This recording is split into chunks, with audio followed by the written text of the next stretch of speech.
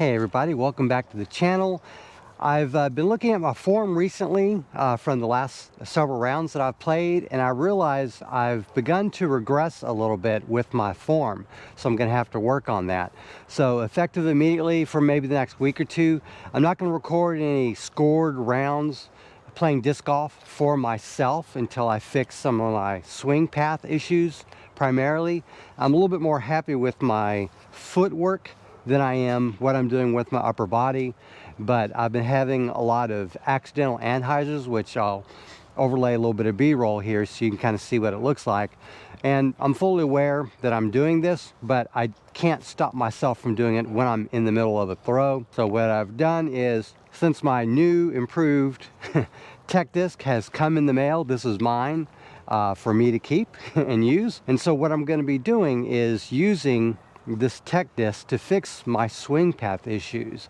So I've identified a few areas that I want to correct, and in particular, fixing wobble and nose up issues because they're related in my case. This video is going to sort of go over what I've learned recently to help me make these adjustments, and I'll just want to let you know that this is day 3. I've actually had 2 prior days before this in which I've been able to use this tech disc, and so my focus from here on out is to improve my form off camera and not so much in the public eye until I can get a handle on some things, and then I'll be making more content of the sort where I play scored rounds with friends like Sean and Mike and others. So with that said, I do have several disc golf brands sending me items to review.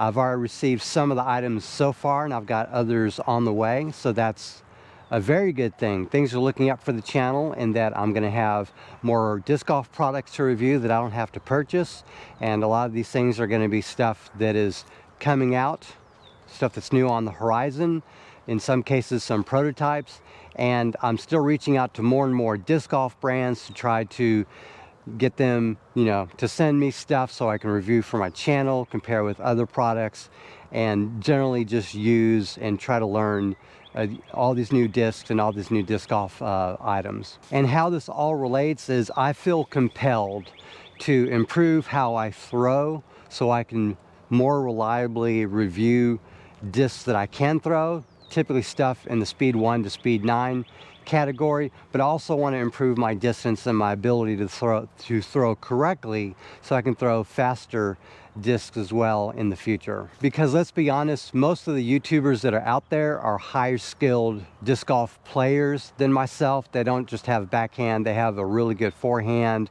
They can throw a lot of throws farther that look better, so people can better see what discs do. And my problem is that I've learned how to throw, but I've learned how to throw incorrectly. And the thing I want to point out is I've never felt this frustrated playing any sport out there. I've played a lot of sports. I'm not a jock per se or an athlete necessarily, but I've played, basketball, baseball, softball, soccer. I've done running, jogging, walking, trail hiking.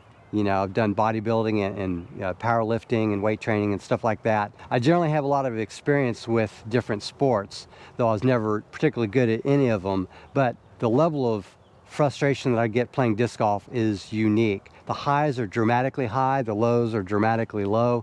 And so I'm trying to get a handle of some basics so that when I play this sport, the ups and downs aren't so great, and I have a better expectation of what I should be able to do. So as I mentioned, what I'll be doing going forward is I'll be doing standstills, I'll be doing, one-step throws, I'll be doing, 3-step throws, and then more traditional walk-ups with 4 more steps. And I got to get better at doing all that, but the main thing I got to work on is this swing, the essential swing. So there will be a little bit more form work content in the future as I tackle certain specific issues. I've also got my friends that have also tried this tech disc recently, and they've input some basic numbers for me to understand what they're doing, and I have footage of them throwing so I see what they're doing, and I'm going to kind of help them a little bit, nudge them in the right direction based on what I've learned.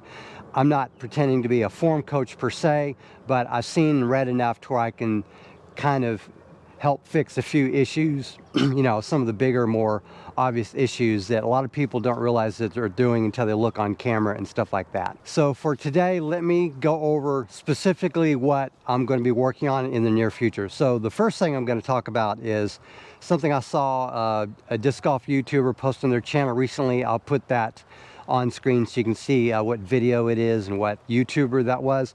But he made a good point of, you know, holding a disc in such a way that the thumb isn't needed, that I can throw like that. Not that I'm going to try to throw without a thumb, but when I put this in my hand and it sits a certain way, I need to be able to hold it like that without the thumb.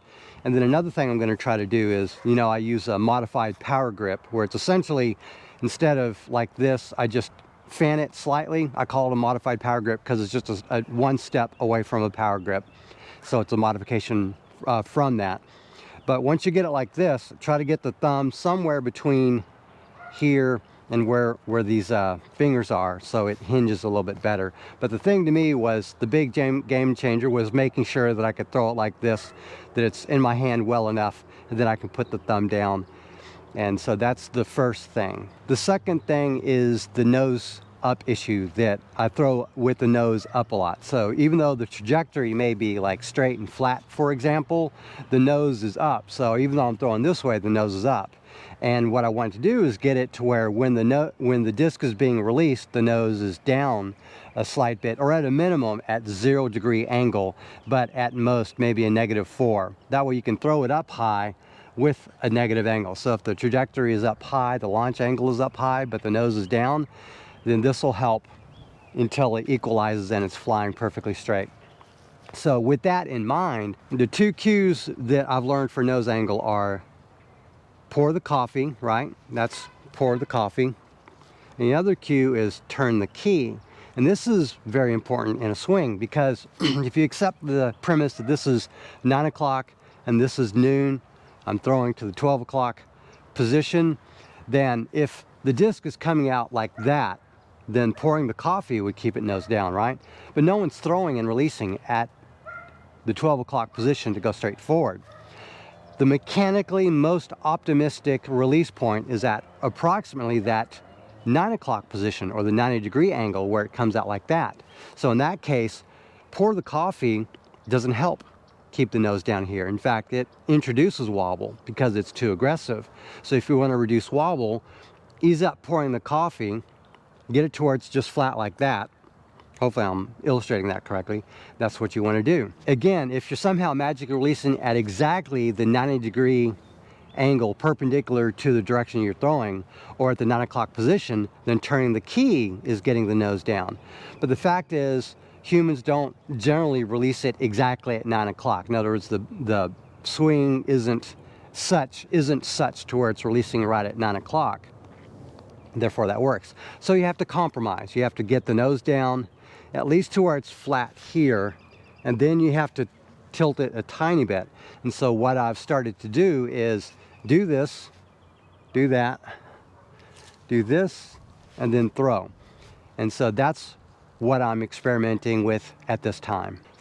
Okay, so with that said, I've adjusted my net a little bit. I've adjusted the camera, and I've got just off to the right, to my right of that camera, is the Tech Disc app on my iPhone. And so yeah, I'm going to go ahead and get to throwing. First, I'm going to do some warm-up throws with the Tech Disc. Normally I get putters and I do like 10 warm-up throws with them, but I'm at the point with the sun setting soon, this is what I've got to work with. So again, what I do is I pour the coffee slightly, turn the key slightly, and then I throw. And so guess what? Nose is 0.9. That is great for me.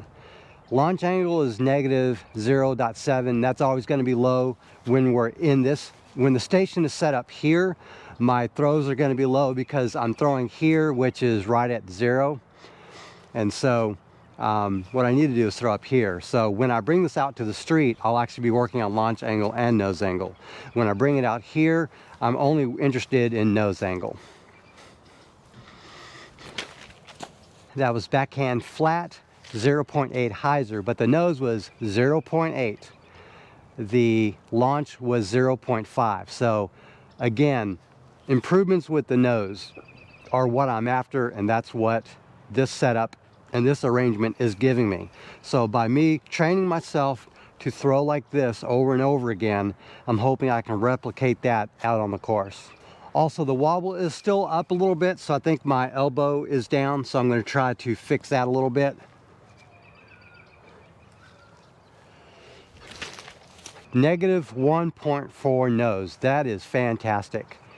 Negative 2.4 launch, which I really don't care about here. So I'm going to only worry about nose, and wobble is 3.6, which is good for me. 4 and under is good wobble for me. And I would argue that's good for most players.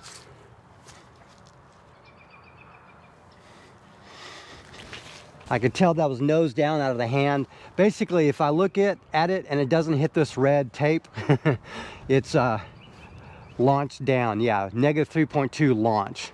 But the nose was 0.2. That is the best consistent nose angle I've had. Wobble is 6.8, but that's fine. I'm not working on wobble today, although I do think having the elbow up and this work together, they both bring the nose down and bring wobble down. But I'm not as concerned with wobble at this point because I've already accepted in my life I'm going to have between 4 and 8 wobble on most of my throws.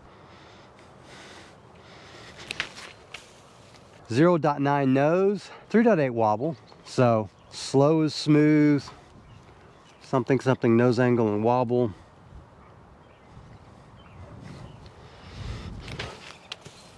Zero nose.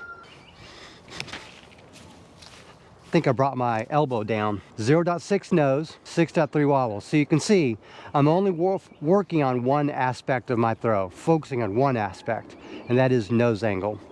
And then I will fix other things together. But I do believe getting the elbow up enough consistently, plus getting that nose angle down, will introduce smoother throws. This is why I don't like the suitcase position.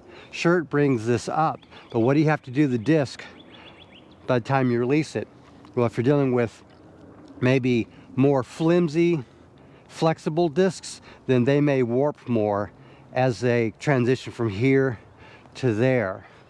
And so that's why I believe you should try to keep this on the same plane from the peak of the backswing to the hit and beyond. 0.6 nose, yes. This is the best consistent nose angle I've ever had playing this game. And the fact that I'm using a tech disc to test a specific fix and build that repeatedly, that is great. Negative 1.8 nose angle. That's good.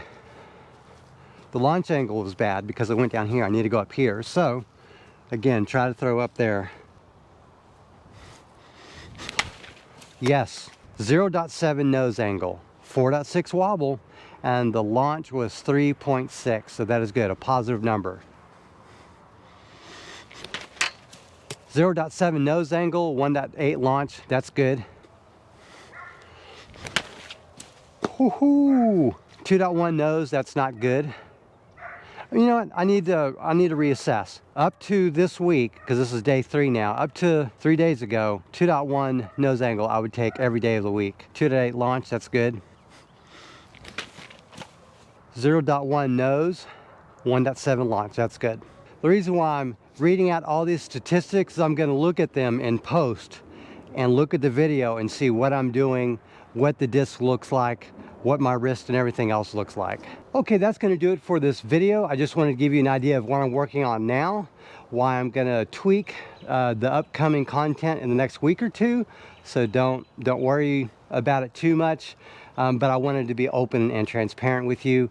I have stuff coming in. I want to better review them. And so I have to do some things behind the scenes in order to get better at this game, at least some fundamental aspects. And that's going to do it. Hope you liked the video. Please subscribe if you haven't already, as I have more disc golf content on the way. Thank you very much for watching, and have a great day.